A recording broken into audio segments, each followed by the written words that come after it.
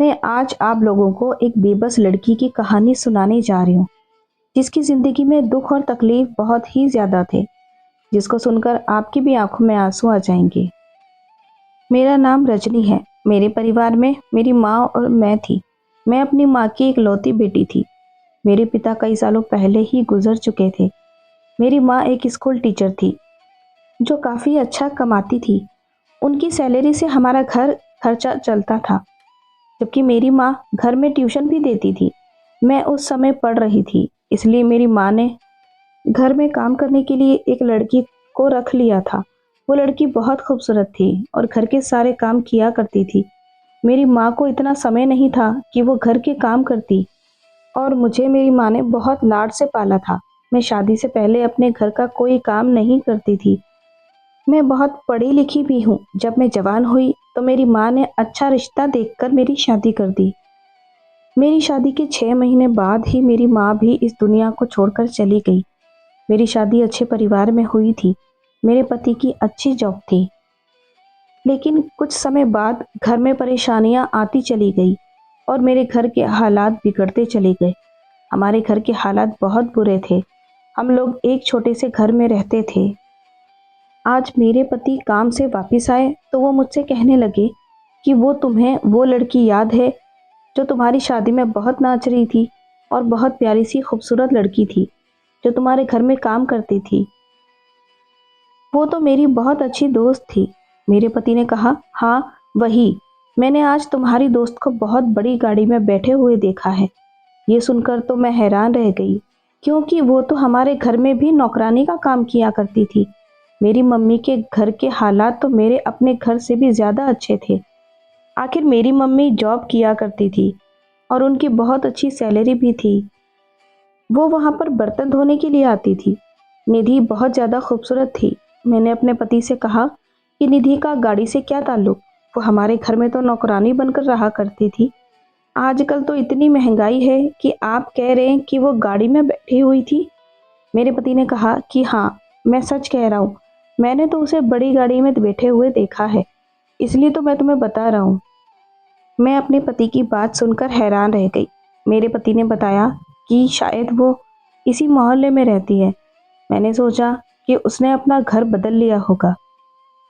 पहले मेरी बहुत अच्छी सहेली हुआ करती थी वो, क्योंकि वो बचपन से ही हमारे घर में साफ सफाई करने आती थी। धीरे धीरे जैसे वो बड़ी होती चली गई, उसे घर के सारे कामकाज आते चले गए। मैं उसके साथ बहुत खेलती थी। मुझे पता था कि वो हमारे घर में नौकरानी का काम करती है, इसलिए कभी कभी मैं उसे अपनी पुरानी चीज़ें भी दे दिया करती थी। मगर कभी मुझे अपने ऊपर बहुत घमंड आता था। मैं उसको कभी कभी अपने घमंड में आकर ये भी कह दिया करती थी कि मैंने तुम्हें ये चीज़ दी है, वो चीज़ दी है। अपनी दी हुई चीज़ों को कभी भी मुंह पर नहीं लाना चाहिए। शायद इसी बात की मुझे सज़ा मिल रही है, लेकिन मैंने सोचा कि ज़रा उससे बात करके तो देखूं और पूछती हूँ कि उसके हालात इतने कैसे बदल गए। लेकिन जब मैं उसके मोहल्ले में गई और मैंने पूछा कि निधि का घर कौन सा है, तो उन्होंने मुझसे कहा कि वो निधि जो लोगों के घर में काम किया करती है। ये सुनकर तो मैं बहुत हैरान हो गई। अगर वो बड़ी गाड़ी में फिरती है तो वो अभी भी लोगों के घरों में काम क्यों करने जाती है, या फिर शायद बहुत ज़्यादा अमीर लोगों के घर में काम करती होगी। लेकिन आपको कोई इतने पैसे तो नहीं देता कि आप उससे अपनी बड़ी सी गाड़ी खरीद सको। मुझे इस बात पर बहुत हैरत हुई थी, ये जानकर कि लोगों के घर में काम करने वाली लड़की के पास गाड़ी भी है। और मेरा पति जो कि सरकारी नौकरी करते हैं, उसके हिसाब से भी हमारे पास 2 वक्त की रोटी नहीं हो पा रही थी। इस कहानी को पूरा सुनिएगा, बीच में छोड़कर मत जाइएगा। ये कहानी बीच में बहुत इंटरेस्टिंग होने वाली है। और मैं अपनी आवाज़ के लिए माफ़ी चाहती हूँ। मेरा गला ख़राब होने की वजह से वीडियोस रेगुलर नहीं आ पा रही हैं। सुनते हैं आगे की कहानी। हमारे खर्चे तक पूरे नहीं हो पाते, क्योंकि मेरे 4 बच्चे थे और चारों बच्चों के बहुत खर्चे थे। मैं उससे मिलना चाहती थी, लेकिन वो अपने घर पर नहीं थी। मैंने उसका घर देख लिया। जिस औरत से मैंने उसके बारे में पूछा था, उसने मुझे कहा कि वो तो बड़ी अजीब सी लड़की है। आपकी क्या लगती है? क्या आप उसकी कोई रिश्तेदार हो या उसकी कोई दोस्त हो? उसने मुझे जिस तरह से देखा था, अगर मैं उससे कहती कि हाँ मैं उसके रिश्तेदार हूँ, तो वो कहती कि फिर आप भी बड़ी अजीब हो। फिलहाल मैंने उससे कहा कि वो मेरी दोस्त है और बचपन से ही हमारे घर में काम किया करती थी, मैं उसको जानती हूँ। उसने कहा कि हाँ, वो काम तो करती है लोगों के घरों में, लेकिन उसकी हरकतें बहुत अजीब सी हैं। उसके पास बहुत पैसे आ गए हैं, न जाने वो कहाँ से इतने पैसे कमाती है। इतने पैसे होने के बावजूद वो लोगों के घरों में काम करती है।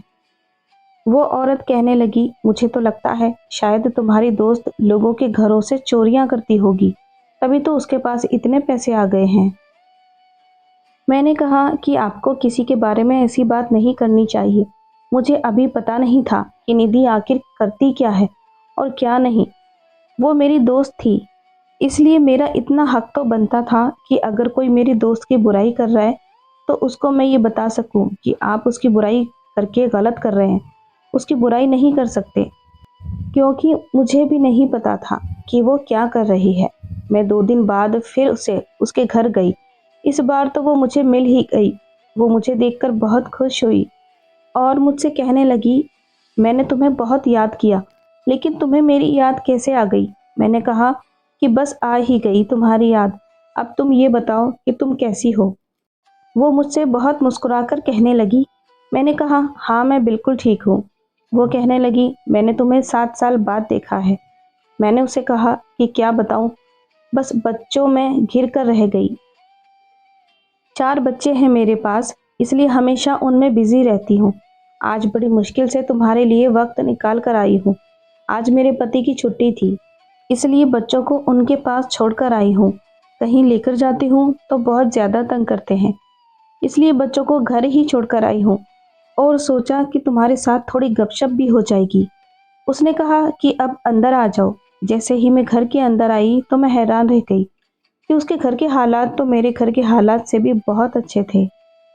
उसके घर में एक बड़ी सी एलईडी लगी हुई थी और एक एसी भी लगा हुआ था। मैंने कहा कि ये सब कुछ क्या है? मैं तो तुम्हारा घर देखकर हैरान ही रह गई।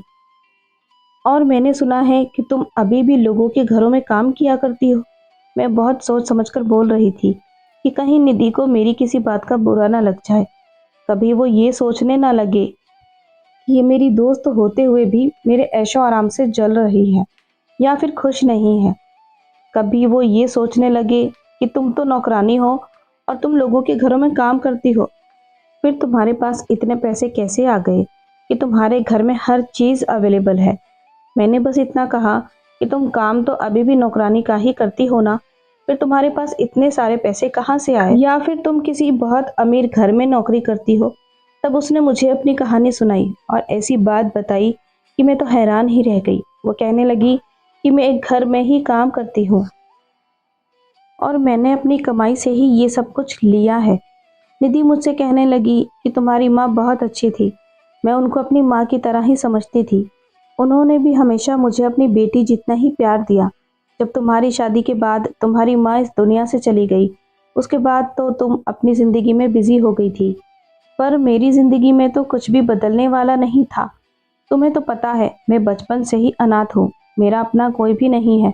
मैं बस इसी तरह से लोगों के घरों में काम करती हूँ और फिर मुझे एक बहुत ही अमीर घर में काम करने के लिए नौकरी मिल गई। वो एक बहुत ही बड़ी हवेली है जहाँ पर 4 भाई रहते हैं और उनकी माँ है। पिता उनके काफ़ी सालों पहले ही गुजर चुके थे, इसलिए पूरे घर में माँ की ही हुकूमत चलती है और उन्होंने ही अपनी बेटी की शादी में भी अपनी मर्जी से करवाई थी। और सबसे अजीब बात तो ये है कि चारों भाइयों के पास अभी तक कोई औलाद नहीं है, क्योंकि उनकी माँ ने उनकी शादियाँ अपनी बहन की चारों बेटियों से करवा दी। जिन मैडम के घर में मैं काम करती हूँ, उनकी बड़ी बहन की ख्वाहिश थी कि वो अपनी चारों बेटियों की शादी अपनी छोटी बहन के बेटे से करवा दे। वो लोग बहुत अमीर और पढ़े लिखे लोग हैं, जबकि चारों बहुएं भी बहुत पढ़ी लिखी हैं। इसलिए उन्होंने अपनी बहन का कहा नहीं टाला और अपनी बहन की बेटियों को अपनी बहू बना लिया। और तुम कभी उनके बेटों की पत्नियों को देखोगी तो तुम हैरान रह जाओगी। उनके चारों लड़के देखने में बहुत स्मार्ट हैं और वो चारों बहनें जो उनकी पत्नियां हैं, वो तो बहुत ही काली हैं, जिनको देखने का भी दिल ना करे। मैंने उससे कहा कि ऐसा भी होता है? वो मुझसे कहने लगी, हाँ होता है। बड़ी मैडम ने अपनी बहन को जबान दी थी और उनके ख़ानदान में ज़बान को बहुत अहमियत दी जाती है। इसलिए उन्होंने अपनी बहन की चारों बेटियों के साथ अपने बेटों की शादी करके उन्हें घर की बहू बना लिया। और वो चारों ही ना किसी काम की हैं और ना ही किसी को खाना बनाना आता है और ना ही किसी के अंदर कोई अकल है। पढ़ी लिखी तो सब हैं और डिग्रियां भी उनके पास हैं, लेकिन आता जाता किसी को कुछ भी नहीं। मैंने निधि से कहा कि निधि, क्या वो लोग तुम्हें ज़्यादा पैसे देते हैं? उसने मुझसे कहा कि हाँ, वो लोग मुझे 40,000 महीना देते हैं। उनका घर बहुत बड़ा है, इसलिए उस घर के काम भी बहुत ज़्यादा होते हैं और इतने बड़े घर के काम करने के लिए हर कोई नौकरानी राज़ी नहीं होती। मैंने उससे कहा कि तुम 40,000 महीना कमाती हो, तुमने इतना सब कुछ कैसे कर लिया? मुझे अभी भी निधि की बात समझ में नहीं आ रही थी। निधि मुझसे कहने लगी, क्या तुम मेरा राज जानने के लिए यहाँ आई हो? मैंने कहा, हाँ, मुझे भी बताओ अपने बारे में। मैं तुम्हारे बारे में जानना चाहती हूँ, फिर मैं तुम्हारी दोस्त हूँ। मैंने उसको बताया कि मेरे पति सरकारी नौकरी करते हैं, ज़्यादा अच्छी पोस्ट पर नहीं है, लेकिन सरकारी नौकरी में फ़ायदे तो होते ही हैं। फिर भी हमारा घर ठीक से नहीं चलता, बहुत तंगी के बाद गुजारा करना पड़ता है, बहुत मुश्किल हो जाती है।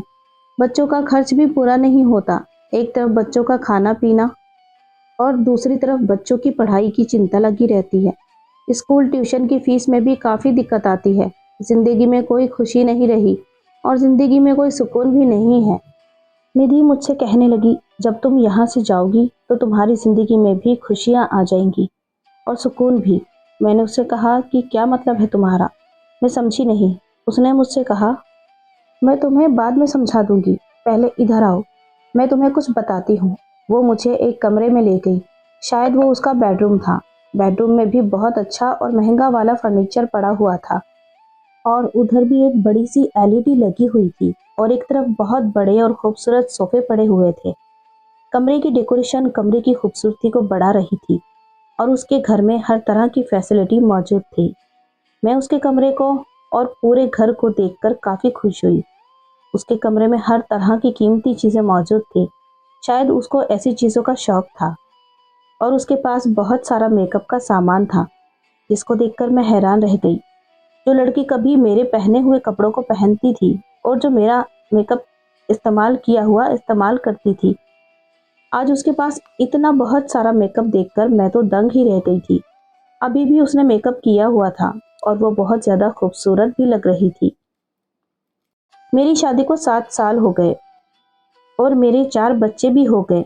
उसको 7 साल बाद देखने के बाद भी वो बिल्कुल वैसे की वैसे ही लग रही थी, जैसे कि पहले लगती थी। जब औरत माँ बनती है और गृहस्थी में पड़ जाती है, तभी उसकी हालत थोड़ी बहुत खराब हो जाती है। वरना जिन औरतों को घर गृहस्थी की टेंशन नहीं होती, उन पर ज़्यादा कोई फर्क नहीं पड़ता। वो एक एल्बम उठाकर लेकर आई और कहने लगी कि तुम इसको देखो, फिर मैं तुम्हें बाकी की बात बताऊंगी। जब मैंने एल्बम खोलते ही उस एल्बम के पहले फोटो को देखा तो मेरे कदमों तले से ज़मीन ही निकल गई।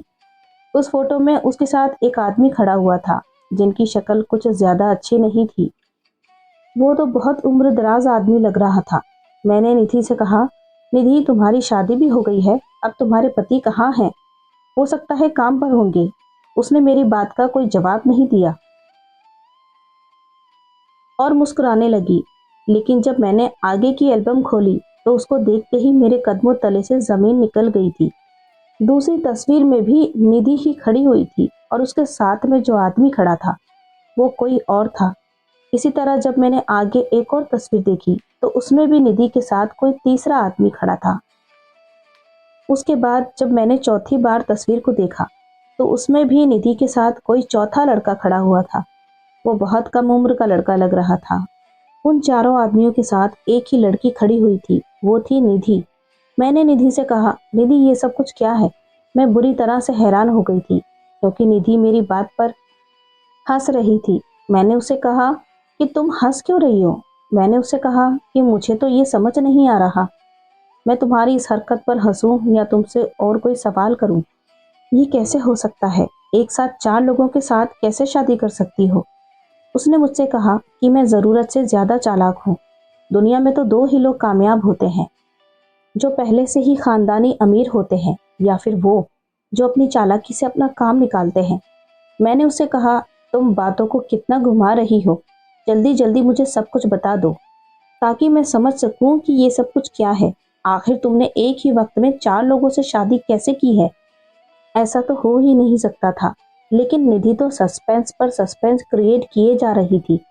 उसने मुझसे कहा कि तुम इतने दिनों बाद मेरे घर आई हो, तुम बैठो, मैं तुम्हारे लिए कुछ खाने पीने का लेकर आती हूँ और फिर मैं खाते खाते तुम्हें सब कुछ बताऊंगी। मैंने कहा, नहीं, मुझे सब कुछ बता दो, जल्दी से। अब मुझसे और सब्र नहीं हो रहा। वो मेरी बात पर हंसने लगी और किचन में चली गई। थोड़ी देर बाद जब वो वापस आई और खाने का सामान लेकर आई, तो वो देखकर तो मेरे होश ही उड़ गए। वो चाय के साथ काफ़ी सारी वैरायटीज़ का नाश्ता भी लेकर आई थी। पिज़्ज़ा, नमकीन, बिस्किट, फ्रूट्स, ड्राई फ्रूट्स और न जाने कितने तरह के आइटम्स वो लेकर आई थी। मैंने उससे कहा, ये सब कुछ क्या है? मैं इतना सब कुछ तो नहीं खा सकती। तो वो कहने लगी कि जितना खाया जाए खा लो, बल्कि तुम जी भर के खा लो। आखिर तुम इतने दिनों बाद आई हो। अब पता नहीं तुम दोबारा कब मेरे घर आओगी, आओगी भी या नहीं। और खाते खाते मैं तुम्हें अपनी कहानी बताती हूँ। मैंने कहा कि ठीक है, बताओ। मैंने खाना शुरू किया और उसकी तरफ देखने लगी। तब उसने मुझे बताया कि ये जो 4 आदमी तुम देख रही हो ना, मैंने इन चारों के साथ सच में शादी कर रखी है और इस बात को पूरे 5 महीने हो चुके हैं। इनकी पत्नियों को इस बारे में बिल्कुल भी पता नहीं है और इनको आपस में भी इस बात का नहीं पता कि मैंने इन सभी के साथ शादी की हुई है। ये सब समझते हैं कि मैं ही इनकी पत्नी हूँ। इनकी पत्नी से बच्चा नहीं हो रहा और इन्होंने मेरे साथ शादी बच्चे पैदा करने के लिए की है। मैंने इन चारों को बड़ी मुश्किल से पटाया है।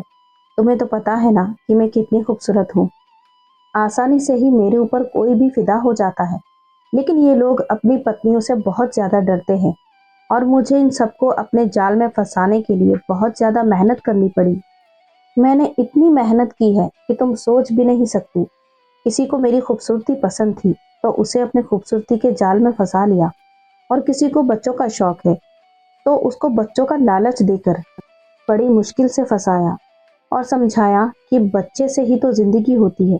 बच्चों के बगैर तो अपने खानदान का नाम ही आगे नहीं बढ़ पाएगा।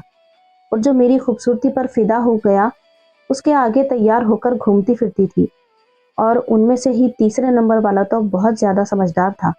उसने मुझसे कहा कि शादी हो जाएगी तो फिर बच्चा भी हो जाएगा और मैं बच्चा लेकर तुम्हें तलाक दे दूंगा, क्योंकि उसको सिर्फ और सिर्फ बच्चा ही चाहिए था।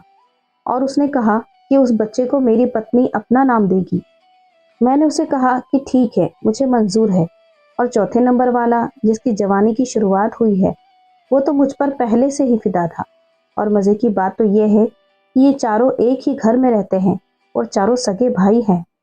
और मैंने इन चारों से ही शादी कर ली है और ये शादियां सिर्फ कॉन्ट्रैक्ट पर हुई हैं।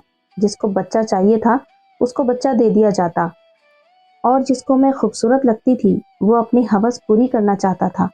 और वो चौथे नंबर वाला भाई, वो मेरा पीछा नहीं छोड़ना चाहता।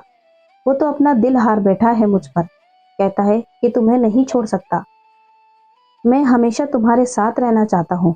ये कहकर निधि हंसने लगी। मैंने निधि से कहा, निधि तुम ऐसा कैसे कर सकती हो? तुम लोगों को बेवकूफ़ बना रही हो। ये तो गलत बात है ना? या फिर तुम मुझसे झूठ बोल रही हो? क्योंकि ऐसा नहीं हो सकता। एक औरत एक ही समय में 4-4 मर्दों को कैसे फंसा सकती है? वो मुझसे कहने लगी कि मुझे पता है तुम मेरी बात पर इतनी आसानी से यकीन नहीं करोगी। मैंने उससे कहा कि क्या इन चारों भाइयों को आपस में पता है कि तुम एक ही लड़की हो? उसने मुझसे कहा, नहीं, अभी तक तो नहीं। इन चारों में से एक को भी इस बारे में पता नहीं है। मैंने उससे कहा, तुम ये सब कुछ करके क्या करोगी? वो मुझसे कहने लगी, मैं किसी को बेवकूफ़ नहीं बना रही हूँ। तुम मेरी पूरी बात सुनोगी तो तुम्हें सब कुछ पता चल जाएगा। मैं सोचने लगी कि आखिर पूरी बात हो क्या सकती है? आखिर ये सब क्या मतलब हो सकता है? ये औरत जो कुछ भी कह रही है वो पूरे तरीके से गलत था और किसी भी तरीके से ठीक नहीं हो सकता था। आखिर ये मुझे आगे क्या बताने वाली थी, इससे पहले कि वो मुझे पूरी बात बताती। उम्मीद है ये कहानी आपको पसंद आ रही होगी। कहानी पूरी सुनिए और चैनल को सब्सक्राइब कीजिए। उसको किसी की कॉल आ गई और वो उससे बात करने में बिजी हो गई। उसको बातें करते हुए 1 घंटा हो गया था। मैं बोर बैठी हुई थी और इधर उधर देख रही थी। मुझे अब घर वापस भी जाना था क्योंकि मैं काफ़ी लेट हो चुकी थी। जब उसने फ़ोन रख दिया तो मैंने उससे कहा कि अब मुझे जाना होगा। उसने मुझसे कहा कि तुम मेरी पूरी बात तो सुनकर जाओ। मैंने निधि से कहा कि फिर वो गुस्सा करेंगे, मुझे पहले ही बहुत देर हो चुकी है और वैसे भी मैं उनके पास बच्चों को छोड़ कर आई हूँ। बच्चे उनको बहुत ज़्यादा तंग कर रहे होंगे। मैं दोबारा आऊँगी। निधि मुझसे कहने लगी कि जब तुम दोबारा आओगी तो तुम्हारी सारी प्रॉब्लम्स सॉल्व हो जाएंगी। मैंने उसे कहा, क्या मतलब है? अगर तुम मुझे दुआ दे रही हो तो सच्चे दिल से मुझे दुआ देना और मुझे माफ़ कर देना। मैंने तुम्हारे साथ बहुत बुरा किया था। निधि कहने लगी, नहीं, मुझे तुमसे कोई परेशानी नहीं है। मैंने तुम्हें माफ़ कर दिया है और अब तुम्हारी ज़िंदगी बिल्कुल भी बुरी नहीं होगी। सब कुछ ठीक हो जाएगा। मैंने उसकी ये बात सुनकर उसको गले से लगा लिया और बाय कहकर अपने घर आ गई। घर आई तो मैंने अपने पति को सब कुछ बता दिया और यही मेरी सबसे बड़ी गलती थी। मुझे अपने पति को नहीं बताना चाहिए था। उन्होंने ये सुनते ही मेरे ऊपर खूब डांट लगाई और कहने लगे कि तुम्हारी दोस्त ऐसी है तो तुम उसके घर अब दोबारा कभी नहीं जाओगी। पता नहीं कल को कुछ उल्टा सीधा हो जाएगा तो उसके साथ साथ तुम्हें भी पकड़ लेंगे। दुनिया में ऐसी भी औरतें होती हैं जो कहने लगे कि मैं तो कहता हूँ कि तुम उन चारों भाइयों की माँ को जाकर सब कुछ बता दो कि वो एक लड़की है, तुम्हारे चारों बेटों को अपने जाल में फंसा रही है। मेरे पति को बहुत ज़्यादा गुस्सा हो गए थे और उन्होंने मुझे बहुत सारी बातें भी सुनाई। मेरी माँ ने मुझसे कहा था कि अपने पति को कभी अपने जानने वालों के बारे में मत बताना। सच्चाई जानने के बाद तुम तो शायद उसको माफ़ कर दोगी, लेकिन तुम्हारा पति कभी तुम्हें माफ़ नहीं करेगा और हमेशा तुम्हें उन्हीं लोगों के ताने देता रहेगा। आज मुझे अपनी माँ की ये कही हुई बात याद आ रही थी। मुझे अपने पति को इस बारे में नहीं बताना चाहिए था।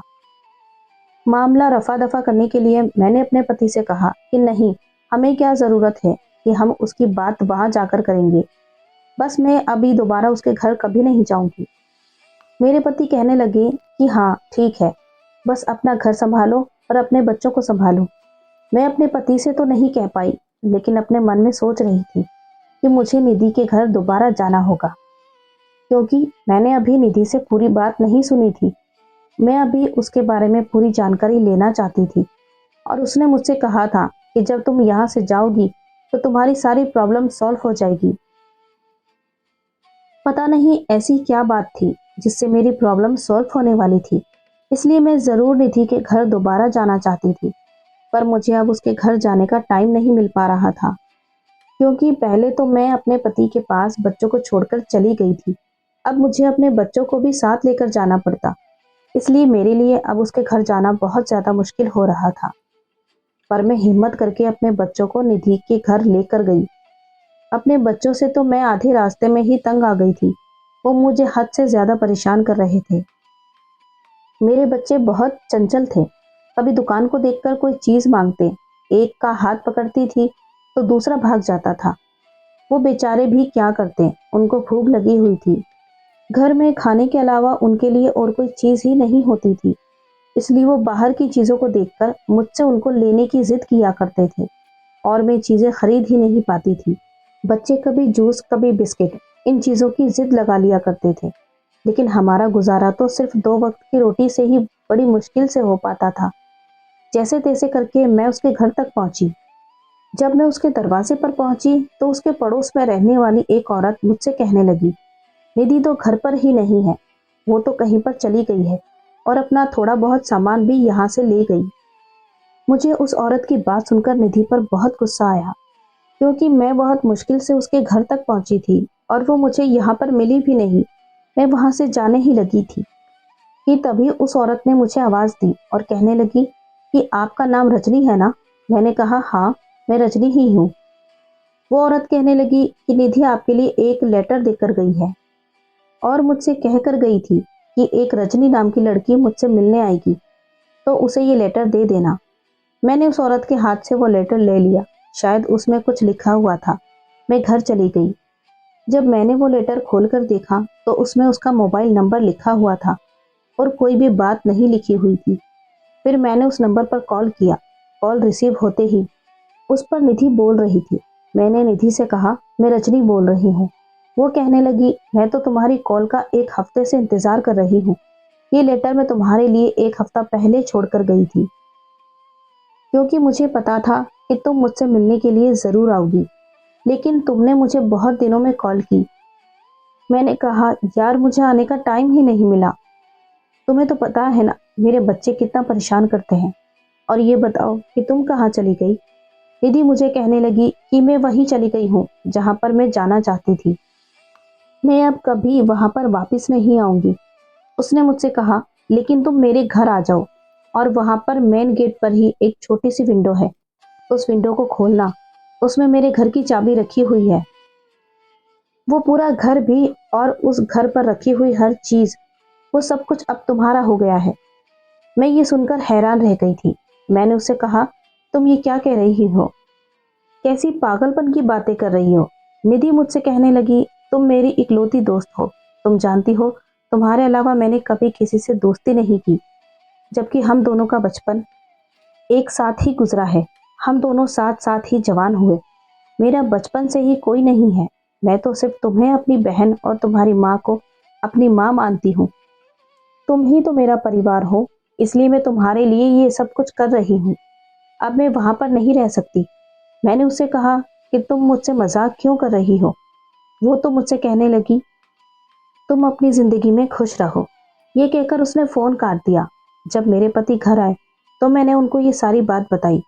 पहले तो उन्होंने मुझे खूब सारी डांट लगाई, क्योंकि मैंने उनके मना करने के बावजूद भी उसके घर दोबारा से चली गई थी। और वो कहने लगे कि तुम्हारी दोस्त तुम्हें पागल बना रही है और तुम्हें फंसाना चाहती है ताकि तुम उसके घर में जाओ, और वो जिन लोगों को धोखा दे रही थी वो लोग तुम्हें पकड़ लें और तुम्हारे बच्चों को भी पकड़ लें और साथ ही मुझे भी जेल भिजवा दें। उसकी बात सुनने के लिए बिल्कुल भी तैयार मत होना। ऐसे लोगों पर भरोसा नहीं करना चाहिए।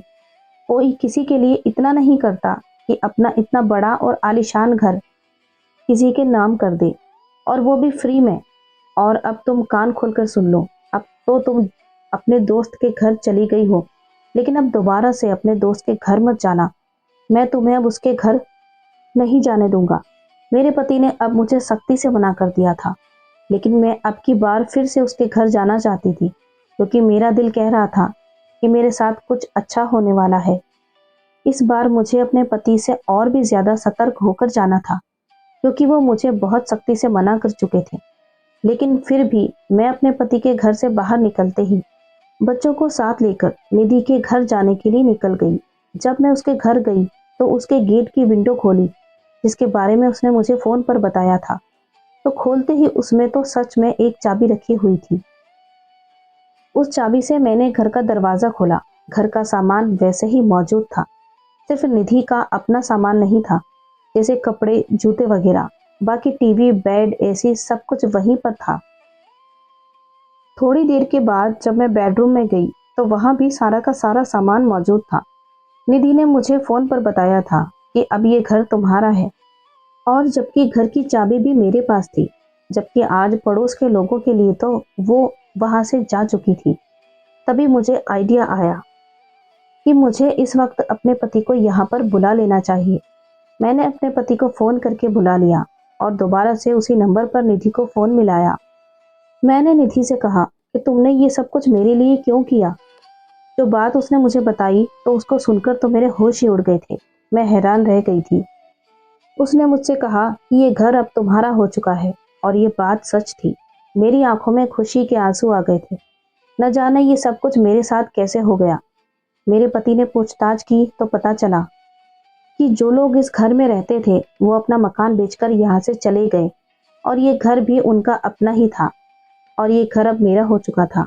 जब मैं निधि के बेडरूम में दाखिल हुई तो मैंने देखा कि वहां पर सिर्फ सामान ही नहीं बल्कि बेड पर घर के कागजात भी रखे हुए थे, और ये घर मेरे नाम हो चुका था। मेरे पति इस कदर हैरान रह गए थे कि उनकी तो जुबान ही बंद हो गई थी। उन्होंने निधि को बहुत बुरा भला कहा और उसके खिलाफ बहुत सारी बातें भी की थी। उन्होंने कहा था कि ये तुम्हारी दोस्त किसी दिन तुम्हें फंसवा देगी, वो बहुत खराब लड़की है। लेकिन अब मेरे पति का सर शर्मिंदगी से झुका हुआ था और मेरी आंखों में खुशी के आंसू थे। जबकि मेरे अपने घर में तो सिवाय बेड के कुछ भी नहीं था। लेकिन यहाँ पर तो मुझे सब कुछ मिल गया था। निधि ने मुझे फ़ोन पर बताया कि मैं अब तुमसे दोबारा फ़ोन पर बात नहीं कर पाऊंगी, क्योंकि मैं अपना नंबर बंद करने वाली हूँ और आखिरी बार तुमसे फ़ोन पर बात कर रही हूँ। उसने अब मुझे सारी सच्चाई बताई। शुरू से वो कहने लगी कि मैंने उन चारों भाइयों से शादी नहीं की थी, बल्कि उन चारों को बेवकूफ़ बनाकर वो तस्वीर खिंचवाई थी। उसने बताया कि मैंने उन फोटोज़ के लिए बहुत मेहनत की थी और वो सब कुछ झूठ था। तुम्हारी माँ के मरने के बाद मैं बहुत ज़्यादा अकेली हो गई थी। मैं अपनी ज़िंदगी कैसे गुजारती? अब मेरे पास कोई सहारा भी नहीं था। तुम भी अपने घर की हो चुकी थी। मैं कहीं नौकरी करने जाती थी तो लोग मुझे तरह तरह की नज़रों से देखा करते थे। तुम्हें तो पता है ना, मैंने अपनी जवानी में कभी कोई गलत काम नहीं किया था। मुझे अपनी इज्जत बहुत प्यारी थी, लेकिन मैं जहाँ भी काम करने के लिए जाती थी, वहाँ के मर्द मुझे दरिंदों की तरह घूरा करते थे, जिनमें मुझे बहुत डर लगता था। कोई मुझसे शादी करने के लिए भी तैयार नहीं था, क्योंकि मेरा अपना कोई वजूद ही नहीं था, मेरा अपना कोई सहारा भी नहीं था। भले ही मैं बहुत खूबसूरत थी, लेकिन मैंने कभी अपनी खूबसूरती का गलत फ़ायदा नहीं उठाया था। मैं चाहती थी कि मैं भी इज्जत से पैसे कमा सकूं, लेकिन मुझ में कोई हुनर भी नहीं था। इसी वजह से मुझे कोई अच्छी नौकरी भी नहीं मिल सकती थी और ना ही मैं पढ़ी लिखी थी। मैं तो सिर्फ नौकरानी के ही काम कर चुकी थी। अब मैं अपनी तकदीर से बहुत परेशान हो गई थी। लोगों की गंदी नज़रों से बचकर अब मैं थक चुकी थी। जब लोग मुझ पर और मेरी खूबसूरती पर गंदी नज़र डालना चाहते थे, तो मैंने भी फैसला कर लिया था, मैं भी अब अपनी खूबसूरती से ही अपना भविष्य बनाऊंगी। तुम्हें नहीं पता है रजनी, मैंने अपनी ज़िंदगी कितने कांटों से होकर गुजारी है। एक दिन मैं एक परिवार में काम करने के लिए चली गई, जिसके बारे में मैंने तुम्हें बताया था। ये उन्हीं चारों बेटे थे। ये लोग बहुत ज़्यादा दौलतमंद थे। तरह तरह से मैंने इन चारों भाइयों को फंसा लिया और इन चारों से ही मोहब्बत के झूठे वादे किए। किसी ने मुझे खूबसूरती से अपनाया, तो किसी ने मुझे औलाद के लालच में अपनाया, तो किसी ने मेरे साथ टाइम पास करने के लिए अपनाया। लेकिन कोई भी मुझे दिल से नहीं अपनाना चाहता था। मैंने इन लोगों को अपनी झूठी झूठी बातों में ले लिया और इनको अपनी मोहब्बत के जाल में फंसा लिया और उनके साथ वो झूठी तस्वीरें भी खिंचवा ली। इसके बाद मैंने इन लोगों को वो तस्वीरें दिखाकर ब्लैकमेल करना शुरू कर दिया। बल्कि मेरे पास वॉइस रिकॉर्डिंग भी थी, जिसमें वो मुझे जाने मन जान और न जाने क्या क्या कह रहे थे और इन लोगों से खूब सारे पैसे ऐंठना शुरू कर दिया। मैंने इन चारों भाइयों से 1 करोड़ की डिमांड की थी, जबकि 4 भाई अपनी पत्नियों से बहुत डरते थे। वो नहीं चाहते थे कि मैं उनकी सच्चाई उनकी पत्नियों के सामने लेकर आऊं। इसलिए डर की वजह से उन्होंने मेरी डिमांड को पूरा करना शुरू कर दिया और अपनी चालाकी से मैंने अपनी सुकून की ज़िंदगी गुजारना शुरू कर दिया। वो चारों भाई मेरे आगे हाथ जोड़ते थे और कहते थे कि तुम हमसे कितनी भी कीमत ले लो, लेकिन हमारा पीछा छोड़ दो। मैं कौन सा उन लोगों के साथ ज़िंदगी भर रहना चाहती थी। मैं भी तो अपना मतलब निकाल कर उन लोगों को छोड़ देना चाहती थी और मैंने वैसा ही किया। मेरा मकसद अब पूरा हो गया है। मेरे पास इतना पैसा है कि अब मेरी ज़रूरतें आराम से पूरी हो जाएंगी। अब मैं दूसरे मुल्क जा रही हूँ और मैं कभी हिंदुस्तान वापस नहीं आऊँगी। इसलिए ये सब कुछ मैंने तुम्हारे नाम कर दिया है, क्योंकि मुझे तुम्हारी परेशानी के बारे में पता था। तुम ही मेरी इकलौती दोस्त हो जिसको मैं अपना ये सब कुछ दे सकती हूँ। मैं चाहती तो ये सब कुछ बेचकर इसके बदले में पैसे लेकर भी यहाँ से जा सकती थी, लेकिन मुझे तुम्हारी परेशानी का एहसास है। मैं नहीं चाहती थी जैसे मैंने अपनी ज़िंदगी गुजारी है, ऐसे ही तुम भी अपनी ज़िंदगी गुजारो। तुम्हारे पास तो तुम्हारे अपने बच्चे हैं और तुम्हारा पति भी है, जो कि तुम्हारा सहारा बन सकता है, लेकिन मेरे पास तो ऐसा कुछ भी नहीं था। इसलिए मैं तुम्हारे दुख को समझ सकती थी। अब ये सब कुछ तुम्हारा हो गया है। मैंने सोचा कि मैं यहाँ पर किसी शरीफ लड़के से शादी कर लूँगी और अपनी आने वाली ज़िंदगी को अंजाम दूँगी। मुझे माफ़ कर देना, अब मैं तुमसे अपने बारे में नहीं बता सकती। मैं अपना गुजरा हुआ कल भूल जाना चाहती हूँ। अब मेरे पास इतना पैसा है कि अच्छे से अच्छे रिश्ते खुद चलकर मेरे पास आएंगे और शायद इसी पैसे की वजह से मेरी ज़िंदगी भी आसान हो जाएगी और अब तुम अपनी ज़िंदगी में खुश रहो। वो सब कुछ तुम्हारा है और तुम्हारे बच्चों का है। मैं निधि की ये पूरी कहानी सुनकर हैरान रह गई थी। मैंने इसकी अक्ल की दाद दी। वैसे तो जो भी उसने किया था वो गलत था, लेकिन मुझे लगता था कि उसने बिल्कुल ठीक किया था, क्योंकि आजकल की दुनिया में जिंदा रहने के लिए आपको सिर्फ पैसों की ज़रूरत है। जबकि निधि तो अकेली जवान लड़की थी। वो अपनी ज़िंदगी किसके सहारे गुजारती? अगर वो सब कुछ ना भी करती तो फिर क्या करती? या फिर वो कोई और गलत काम करती, या फिर वो अपने जिस्म को बेचती। इस तरह से भी वो पैसे कमा सकती थी, लेकिन उसने अपनी अकल इस्तेमाल की और जिन लोगों के साथ ये हुआ उनके साथ ये होना ही चाहिए था। वो भी तो उसकी खूबसूरती में पागल हो गए थे, क्योंकि वो अपनी पत्नियों को धोखा दे रहे थे और अपनी पत्नियों की पीठ पीछे चक्कर चला रहे थे। मैं तो वैसे भी ऐसे मर्दों के खिलाफ हूँ जो अपनी पत्नी होते हुए भी दूसरी लड़कियों पर नजर रखते हैं। इसलिए निधि ने उनके साथ जो किया बिल्कुल ठीक किया था और अपनी जिंदगी संवार ली थी। अब वो बहुत दूर चली गई। उसने मुझसे कहा कि अब वो कभी मुझसे बात नहीं करेगी।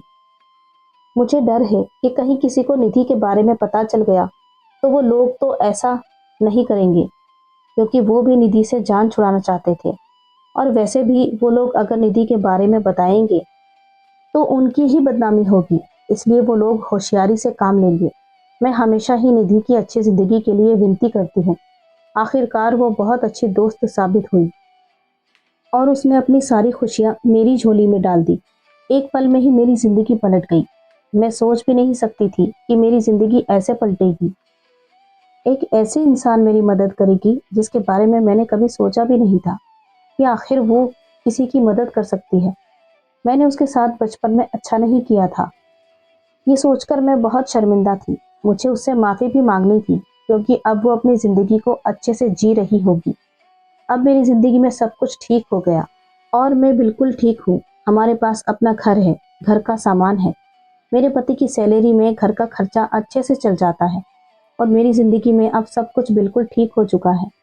आई होप ये कहानी आपको पसंद आई होगी। कहानी पसंद आई हो तो वीडियो को लाइक करें। चैनल पर नए हैं तो चैनल को सब्सक्राइब करें और बेल आइकन दबाना ना भूलें। Thanks for watching.